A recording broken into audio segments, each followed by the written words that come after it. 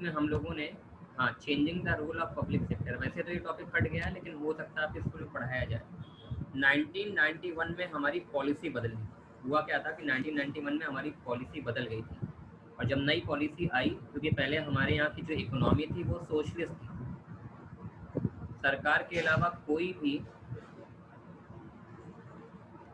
और ना अपनी फैक्ट्री लगा सकता है, ना अपना स्कूल खोल सकता है, वो कुछ नहीं कर सकता गवर्नमेंट के अलावा। लेकिन 1990 में यानी 1990 में पॉलिसी चेंज हुई, 1991 से बदलाव आया, और बदलाव ये आया कि बहुत सारी इंडस्ट्रीज, वैसे ही टॉपिक है नहीं कोर्स में, ऐसा करके इसको लास्ट में कवर करते हैं।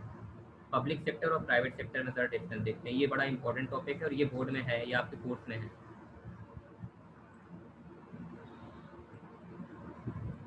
पब्लिक सेक्टर और प्राइवेट सेक्टर में क्या डिफरेंस होता है? पब्लिक सेक्टर और प्राइवेट सेक्टर के डिफरेंस की बात करें तो सबसे पहली बात आती है meaning. Public sector, private sector क्या होता है? The business, the sector which is own manage and control by the private individual. वो सेक्टर जिसको ओन मैनेज और कंट्रोल करने का काम प्राइवेट सेक्टर का होता है, प्राइवेट इंडिविजुअल का होता है, उसको प्राइवेट सेक्टर कहते हैं। और पब्लिक सेक्टर वो सेक्टर होता है जिसको ओन मैनेज और कंट्रोल गवर्नमेंट करती है। ऑब्जेक्टिव की अगर हम बात करें तो प्राइवेट सेक्टर का मेन ऑब्जेक्टिव है प्रॉफिट कमाना, जबकि पब्लिक सेक्टर का जो मेन ऑब्जेक्टिव है that is provide the better services to the public. Capital कौन कितने किसमें कितना पैसा लगाता है? प्राइवेट सेक्टर में पैसा लगाती है प्राइवेट सेक्टर, प्राइवेट इंडिविजुअल, कोई भी आम आदमी। बट पब्लिक सेक्टर में जो पैसा लगाया जाता है वो सरकार के द्वारा लगाया जाता है। कंट्रोल की बात किया जाए तो प्राइवेट सेक्टर में जो कंट्रोल होता है गवर्नमेंट का वो काफ़ी कम हो जाता है, लेकिन पब्लिक सेक्टर पे गवर्नमेंट का कंट्रोल ज़्यादा होता है। ये फ्रीडम है। प्राइवेट सेक्टर को ज़्यादा आज़ादी है अपने मन से काम करने की, जबकि पब्लिक सेक्टर को आज़ादी नहीं, क्योंकि public sector working under the rules and regulation of government, उसको रूल्स, गवर्नमेंट के रूल्स रेगुलेशन में रह करके काम करना पड़ता है, तो उसके पास आज़ादी नहीं है, फ्रीडम नहीं। 6 वाला पॉइंट है रिक्रूटमेंट ऑफ एम्प्लाई, एम्प्लाई का सिलेक्शन करना। प्राइवेट सेक्टर से एम्प्लाई का सिलेक्शन अपने रूल के अकॉर्डिंग करते हैं, जो वो अपना नियम बनाते हैं उसके हिसाब से। लेकिन पब्लिक सेक्टर में जो एम्प्लाई का रिक्रूटमेंट होता है वो सरकार के द्वारा किया जाता है। अकाउंटेबिलिटी, अकाउंटेबिलिटी का मतलब होता है रिस्पॉन्सिबल कौन होगा, कोई भी कमी आएगी तो, कोई भी नुकसान पहुंचेगा तो। ट्रेन में अगर कोई नुकसान पहुंचता है, ट्रेन पलट जाती है, एक्सीडेंट होता है, तो कौन जिम्मेदार होता है? हम लोग सरकार को जिम्मेदार कहते हैं। रोड की वजह से एक्सीडेंट, खराब रोड पे ऐसे एक्सीडेंट होगा तो हम सरकार को जिम्मेदार बोलेंगे। कोई ब्रिज जो है वो गिर जाएगा तो हम सरकार को जिम्मेदार कहेंगे। उसी तरीके से जो प्राइवेट सेक्टर्स होते हैं उसमें रिस्पॉन्सिबल कौन होता है? प्राइवेट सेक्टर में रिस्पॉन्सिबल ओनर होता है, जो भी प्राइवेट सेक्टर का मालिक होता है, जबकि पब्लिक सेक्टर में जो रिस्पॉन्सिबल होता है वो पब्लिक। अकाउंटेबिलिटी, जवाबदेही। प्राइवेट सेक्टर में जितने भी लोग काम कर रहे हैं, अगर उनकी वजह से कोई लापरवाही से नुकसान पहुंचता है तो उनको किसको जवाब देना होगा? उस सेक्टर के मालिक को। जबकि पब्लिक सेक्टर में जो लोग काम कर रहे हैं उनको किसको जवाब देना होगा? उनको जवाब देना पड़ेगा पब्लिक को, यानी आम जनता को। यानी सरकार अगर जीतती है और उसके बाद काम करती है, तो सरकार काम करने के बाद अगर कुछ 19-20 सरकार से होता है तो उसको पब्लिक को जवाब देना पड़ता है। उसके बाद टॉपिक आ जाता है हमारा मल्टीनेशनल कंपनी, जिसको एमएनसीज भी कहा जाता है। मल्टीनेशनल कंपनी या एमएनसीज के नाम से फेमस होती है।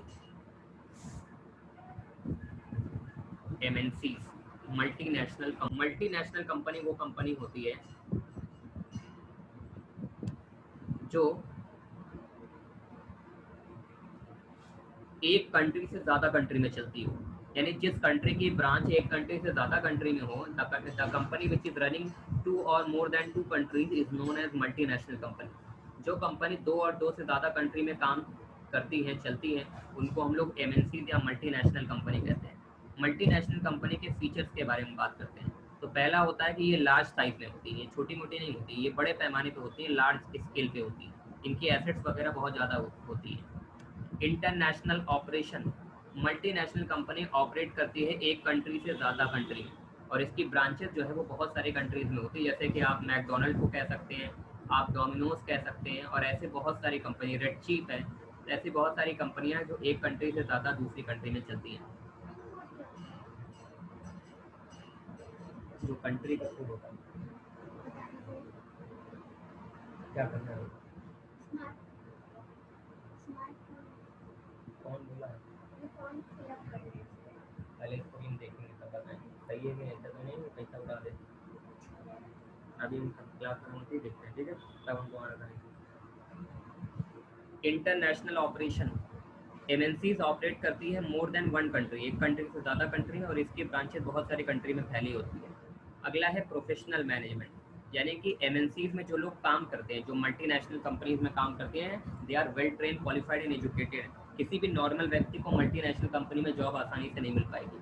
आपको अगर मल्टीनेशनल कंपनी में काम करना है तो आपको उसके लेवल पे काम करना पड़ेगा, यानी आपको उसी तरह हाईली ट्रेन, क्वालिफाइड और एजुकेटेड बनना पड़ेगा, उसकी तरह वेल ट्रेन बनना पड़ेगा।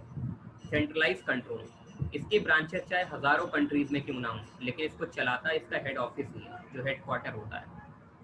जैसे मैकडोनल्ड है तो मैकडोनल्ड का हेड क्वार्टर अमेरिका में है, तो अमेरिका से जो भी बदलाव होगा वो पूरे दुनिया में किया जाएगा। अगर मैकडोनल्ड ने बोल दिया कि हम आज बर्गर में 20% छूट देंगे तो पूरे दुनिया में 20% बर्गर पे छूट मिलेगी। या मैकडोनल्ड डिसाइड कर दिया कि बर्गर 35 रुपीज़ का होगा तो पूरी दुनिया में 35 रुपीज़ का आपको मिलेगा। यानी कहने का मतलब ये है कि आप अपनी मर्जी से कुछ नहीं चेंज करेंगे। मल्टीनेशनल कंपनीज में जो भी चेंजेस किए जाते हैं वो हेडक्वार्टर के द्वारा किए जाते हैं, जो उनका मेन हेड ऑफिस होता है। एडवांटेजेस की बात करते हैं, मल्टीनेशनल कंपनी का फ़ायदा क्या है। पहला फ़ायदा तो ये है कि मल्टीनेशनल कंपनीज जो होती हैं वो एम्प्लॉयमेंट अपॉर्चुनिटीज़ को जनरेट करती हैं, ज़्यादा रोजगार पैदा करती हैं, क्योंकि बड़े पैमाने पर होती हैं। सेकंड है advance technology, multinational company helpful होती है developing the countries like India, providing the latest technology. Latest technology को प्रोवाइड करने में आपकी मदद करती हैं, क्योंकि मल्टीनेशनल कंपनी है तो ऑलरेडी वो पूरी दुनिया में फैली है, तो उनके पास जो भी टेक्नोलॉजी है वो बिल्कुल लेटेस्ट आएगी। तीसरा है आपका फॉरेन कैपिटल। फॉरेन कैपिटल का मतलब होता है कि मल्टीनेशनल कंपनीज में बाहर की पूंजी बहुत लगती है, यानी कि बाहर का पैसा बहुत लगता है। अब इंडिया है तो इंडिया में डॉलर लग रहा है, क्योंकि अब मान लीजिए इंडिया में जितने भी मैकडोनल्ड हैं उसमें इन्वेस्ट करने वाला तो अमेरिकन कंपनी, तो अमेरिका ने इंडिया में इन्वेस्ट जब किया होगा तो उन्होंने इंडिया में डॉलर लगाया होगा। और मल्टीनेशनल कंपनीज के पास बहुत सारी अलग अलग कंट्रीज की पूंजी होती है, कैपिटल होती है, यानी कि करेंसीज होती है। स्टैंडर्ड ऑफ लिविंग, जाहिर सी बात है कि मल्टीनेशनल कंपनी जो है वो लोगों की स्टैंडर्ड ऑफ लिविंग को ही बढ़ाती है। अगर आप एक एमएनसीज में काम करते हो तो एमएनसीज आपको पैदल नहीं चले देगी, आपको एक कार गिफ्ट करेगी, आपको फ्लैट गिफ्ट करेगी, खाने पीने का आपको अच्छा इंतजाम देगी, यानी हर चीज़ में आपको ज़्यादा से ज़्यादा फ़ायदा पहुँचाएगी। और आपको ऐसे नहीं करने देगी कि आप नॉर्मल देखें, आप अच्छा से अच्छा कपड़ा पहनेंगे, आपको ब्रांडेड कपड़ा पहनने के लिए ऑफर देगी, और आपके लिए कार का इंतजाम करेगी। ट्रैवल करने के लिए आप पैदल नहीं ट्रैवल करेंगे, टैक्सी नहीं ट्रैवल करेंगे, कंपनी खुद देगी आपको। ग्रोथ ऑफ डोमेस्टिक फर्म, बहुत सारी मल्टीनेशनल कंपनीज होती हैं जो घरेलू फर्म, डोमेस्टिक का मतलब होता है घरेलू। अब मैकडोनल्ड है, अब मैकडोनल्ड को क्या चाहिए, मैकडोनल्ड को चाहिए बन। अब बन लेने के लिए क्या मैकडोनल्ड उस अमेरिका जाएगा? नहीं, वो अमेरिका नहीं जाएगा। तो क्या करेगा, जो इंडिया में कोई बेकरी हो, बड़ी बेकरी, अच्छी बेकरी, उस बेकरी को ये ऑर्डर दे दिया जाएगा कि तुम मेरी इस तरह की बन इतनी बना करके तैयार करो, हम ये तुमसे लेंगे 1000 पैकेट्स, 1000 बन, 5000 बन, ऐसा कुछ, वो हम तुमसे लेंगे। तो मैकडोनल्ड इनको कॉन्ट्रैक्ट देगा और इस कॉन्ट्रैक्ट बेस पे ये लोग काम करेंगे, इससे इनका भी बिजनेस चल पड़ेगा, यानी कि इससे कहीं ना कहीं ये बेकरी की भी ग्रोथ अच्छी खासी बढ़ जाएगी। खराबी की अगर हम बात करें, ये लास्ट टॉपिक भी है, खराबी की बात करें, डिसरिगार्ड्स नेशनल ऑब्जेक्टिव, ये नेशनल है, ये लोग नेशनल ऑब्जेक्टिव पे ध्यान नहीं देते। ये बताइए, कोई अमेरिका की कंपनी है तो वो अपने ऑब्जेक्टिव पे ध्यान देगी ना, वो हमारे देश के ऑब्जेक्टिव पे क्यों ध्यान देगी?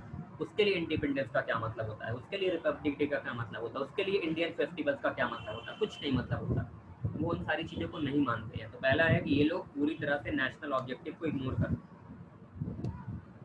सेकेंड, क्रिएशन ऑफ मोनोपोली, जब ये मार्केट में आते हैं तो इतने बड़े पैमाने पे आते हैं, इतने बड़े लेवल पर आते हैं कि इनको कम्पिटिट करने के लिए हमारी इंडिया की जो कंपनियां हैं वो उनके पास इतना दमखम नहीं होता। कुछ ही कंपनी इंडिया में जो लड़ रही है, जैसे टाटा, मारुति सुजुकी, जैसे कि आपकी टाटा, मारुति सुजुकी और रिलायंस, इन्हीं विप्रो, इन्हीं 4-5 कंपनियों को छोड़ दीजिए तो कोई भी कंपनी इन मल्टीनेशनल कंपनी को बीट नहीं कर पा रही।